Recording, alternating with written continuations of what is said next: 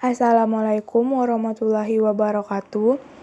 Baiklah, di sini kami akan memaparkan tentang materi lingkungan tempat tinggalku. Ini materi dari kelas 4 SD kurikulum K13. Pertama-tama, saya akan memperkenalkan diri terlebih dahulu. Nama saya Reni Agustin sebagai moderator sekaligus pemateri kedua. Pemateri pertama ada Sela Lestari, pemateri ketiga ada Lutfiah Ainun Arifin, dan pemateri keempat ada Nur Fahmi Fardila. Baiklah, untuk pemateri pertama, saya persilahkan. Assalamualaikum warahmatullahi wabarakatuh. Baiklah, terima kasih kepada moderator yang telah mempersilahkan saya untuk menjelaskan materi yang pertama. Materi yang pertama yaitu menurut SD K13 kelas 4. Kompetensi inti. Menunjukkan perilaku jujur, disiplin, tanggung jawab, santun, peduli, dan percaya diri dalam berinteraksi dengan keluarga, teman, guru, dan tetangga. Kompetensi dasar 3.3 Mengidentifikasi kegiatan ekonomi dan hubungannya dengan berbagai bidang pekerjaan serta kehidupan sosial dan budaya di lingkungan sekitar sampai provinsi.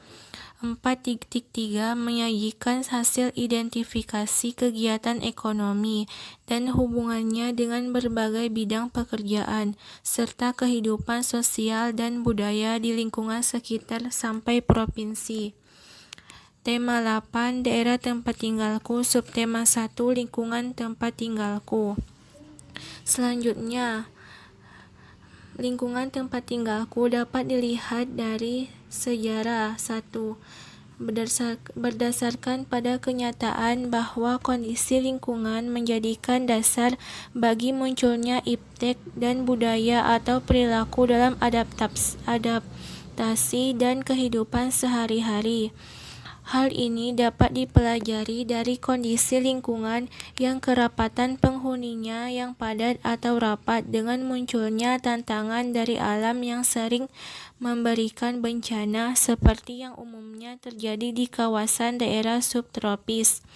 Dari perjalanan bangsa Indonesia sejak zaman kemerdekaan hingga kini, pengelolaan dan pembinaan iptek terkesan ketergantungan pada iptek mancanegara, hingga landasan dasar iptek yang cocok dan sesuai dengan kondisi lingkungan di Indonesia kurang mendapat perhatian dan dukungan. Contohnya, tumbuhan di alam berperan penting untuk sejarah, karena berperan darinya dapat menyembuhkan penyakit ataupun luka. Yang kedua, dapat dilihat dari sosiologi. Sosiologi juga bisa disebut suatu ilmu yang mengajarkan kepada kita tentang tata cara berinteraksi sosial atau suatu ilmu yang memberikan pengajaran tentang cara hidup di lingkungan bermasyarakat. Dalam suatu lingkungan biasanya terdapat beragam kelompok sosial yang ada. Kelompok sosial bisa sangat mempengaruhi proses sosialisasi yang ada di suatu lingkungan, dari cara berbicara, menghargai, serta menghormati orang lain pasti akan sangat mempengaruhi kondisi sosialisasi. Manfaat dari sosialisasi ini pun sangat banyak. Ada beberapa terdapat manfaat sosiologi dalam lingkungan kehidupan, yaitu dapat mencegah atau menghindari terjadinya konflik sosial, melaksanakan interaksi sosial dengan baik, mengetahui peran dan status di lingkungan bermasyarakat, serta menambah ilmu pengetahuan dan dapat menentukan tindakan-tindakan yang perlu dilakukan dalam menghadapi atau terjadinya perubahan sosial. Yang ketiga, dapat dilihat dari ekonomi. Dalam suatu lingkungan, baik itu di daerah pesisir, pedesaan, dan perkebunan, akan memiliki sistem perekonomian yang berbeda. Jenis mata pencarian mereka pun berbeda-beda. yang tinggal di daerah sekitar pesisir pantai. Orang-orang di sekitar pantai, contohnya, biasanya bermata pencarian sebagai nelayan. Begitu pula jika yang tinggal di lingkungan perkebunan, contohnya biasanya banyak yang bermata pencarian sebagai petani dan berkebun. Tentunya dari pekerjaan tersebut mereka menggantungkan hidup mereka, sumber pendapatan dan sumber ekonomi mereka. Mata pencarian itu sangat penting bagi masyarakat desa, berbeda dengan orang-orang yang tinggal di lingkungan perkotaan. Mereka cenderung bermata pencarian bermacam-macam, contohnya kerja di kantoran, pekerjaan sampingan, ada yang berjualan, membuka usaha rumah makan. Yang kedua, dokter, kerja sampingan, membuka klinik di rumahnya, dan masih banyak lagi.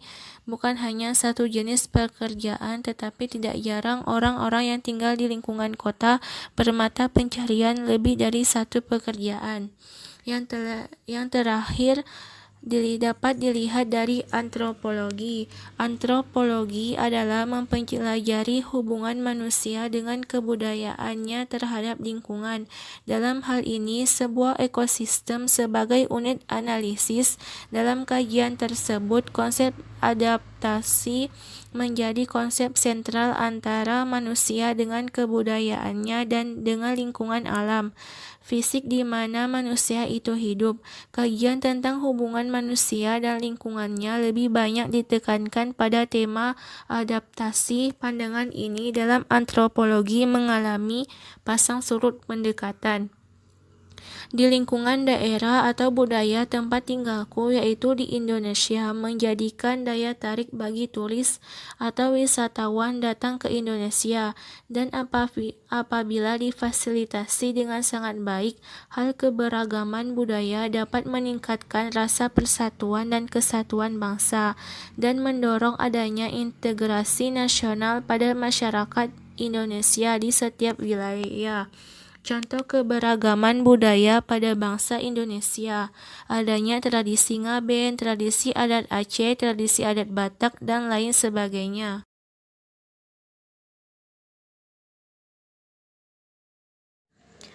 Materi selanjutnya adalah macam-macam lingkungan tempat tinggal. 1. Pedesaan. Pedesaan merupakan lingkungan yang berbeda dibandingkan lingkungan kota. Selain itu, tempat yang masih tradisional dan orang-orangnya memiliki profesi yang berhubungan dengan pertanian.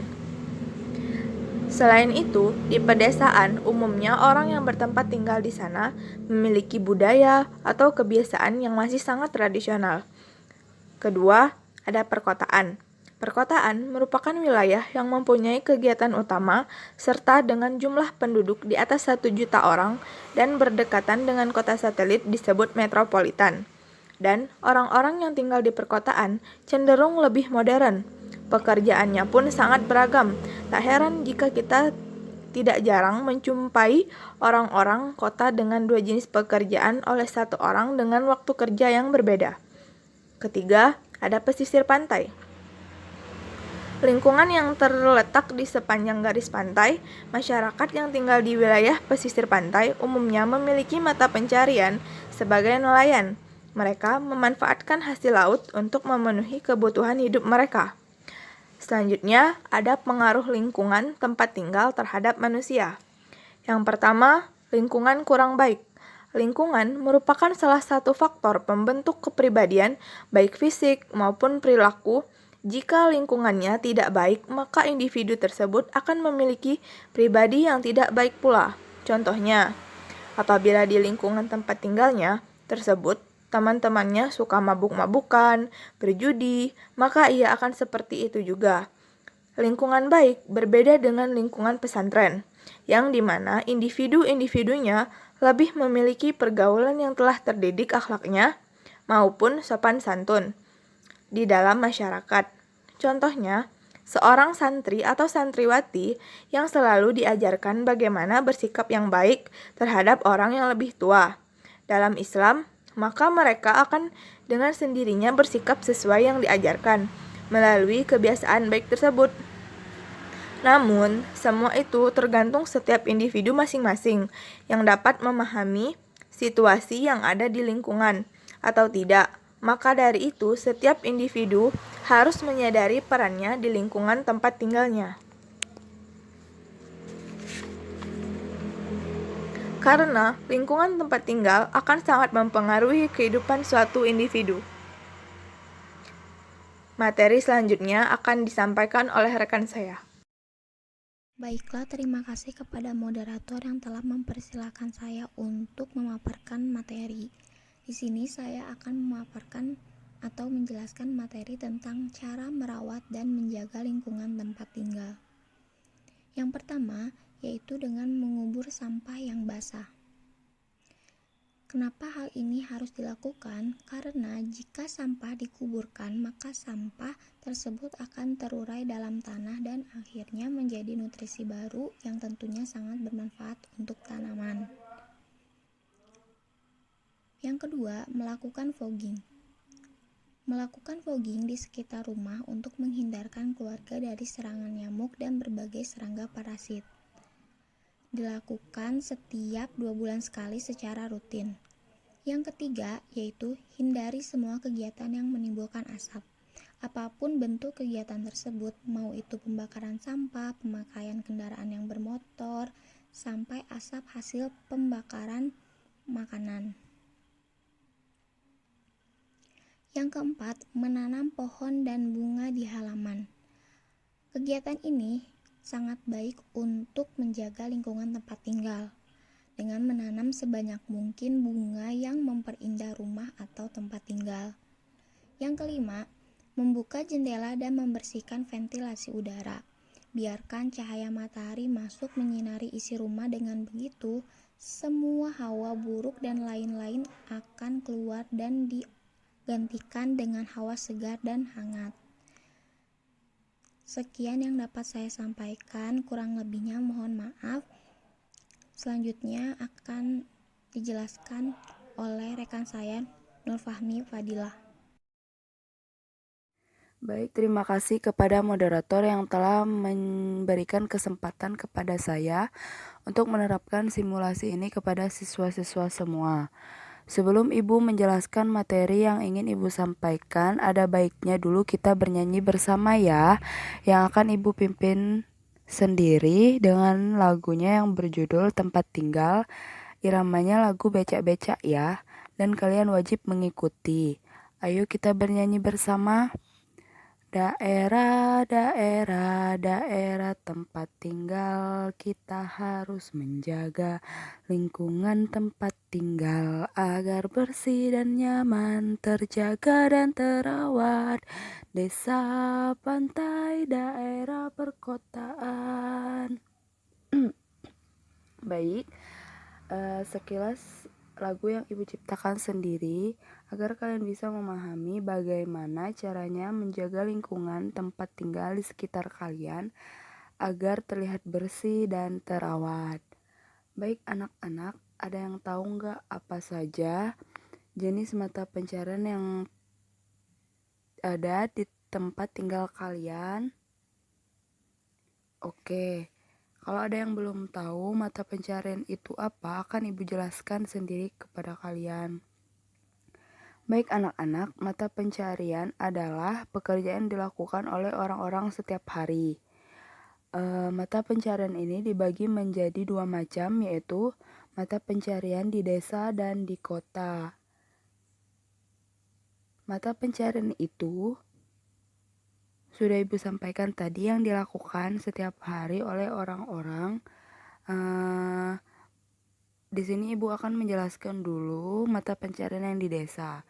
Mata pencarian di desa itu ialah banyaknya pekerja yang menggunakan alat manual yang sangat berbeda dengan kota. Mata pencarian di desa dibagi menjadi 2 macam, yaitu mata pencaharian yang banyaknya bekerja di dekat pesisir pantai, yaitu sebagai nelayan, petani garam, pengrajin juga. Yang kedua, ada mata pencarian yang di daratan, yaitu banyaknya penduduk yang tinggal jauh dari pantai, yang bekerja sebagai peternak, pedagang, dan buruh harian.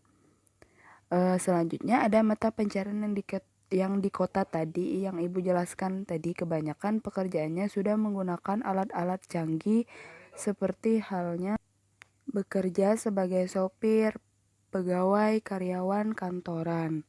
Nah, itulah contoh mata pencaharian yang bisa kalian lihat dan kalian harus bisa membedakan antara mata pencaharian di desa dan di kota. Apakah kalian sudah paham tentang materi yang Ibu jelaskan? Jadi, itulah lingkungan tempat tinggal yang sangat berpengaruh bagi individu dan kita harus selalu menjaga dan merawat lingkungan di sekitar kita agar bersih dan terawat. Baiklah, sekian dari pemaparan kelompok kami. Lebih dan kurangnya mohon dimaafkan. Sekian dan terima kasih.